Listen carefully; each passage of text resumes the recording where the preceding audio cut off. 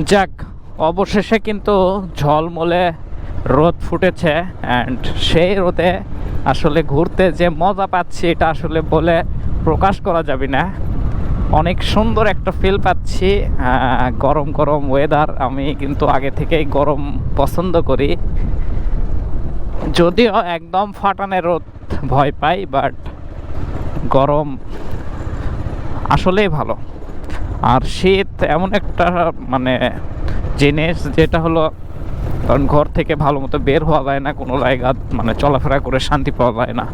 তো এই জন্য আমি একটু শীত কম পছন্দ করি, গরমে বেশি ভালোবাসি। অ্যান্ড এটা হলো বাঁশবাড়িয়া এলাকা।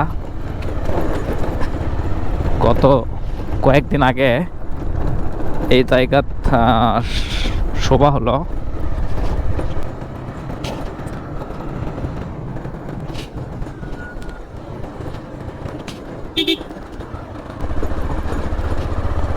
এই হ্যান্ডেলটা মনে হয় একটু নাড়াচাড়া করছে, বুঝতে পারছি।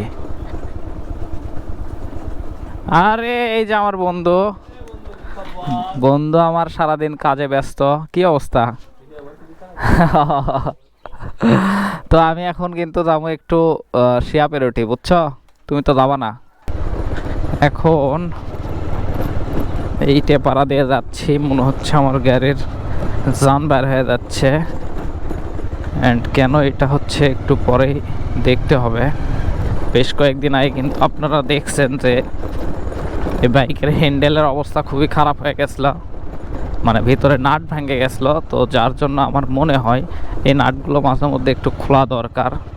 খুলে আসলে দেখা উচিত যে নাটের কি অবস্থা। বাহ, এই বাড়িটা আমার কাছে কেন জানি অনেক বেশি ভালো লাগে।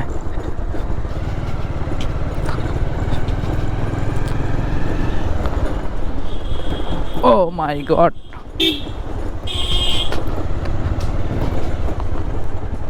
বাবারে বাপরে বাপ, ইটে পাড়া রাস্তা দিয়ে মনে হচ্ছে জান বের হয়ে যাবে। ওকে গাইস, এখন রাডার অফিসের কাছাকাছি চলে যাচ্ছি।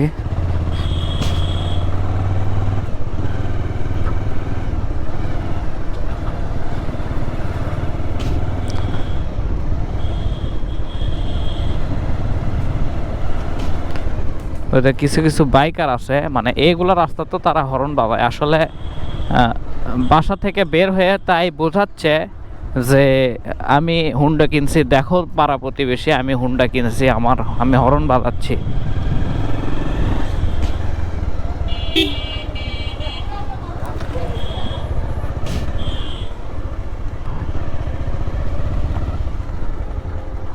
ওই যে লোকটা আসছে পিছনে। এ পিচ্ছে, তোমরা কি রে ভাই, কি সমস্যা এ লোকের? আর কি মাথার ডিস্টার্ব আছে নাকি? এটা কুকুরের বাচ্চা দেখছো? কুকুরের বাচ্চা দেখো নে, কুকুরের বাচ্চাটা খুব দরকার। এটি আছে নাকি? ও মাই গড, এর মধ্যেও তো ঢুকতে পারবি না। কাহা গয়া কাহা গয়া।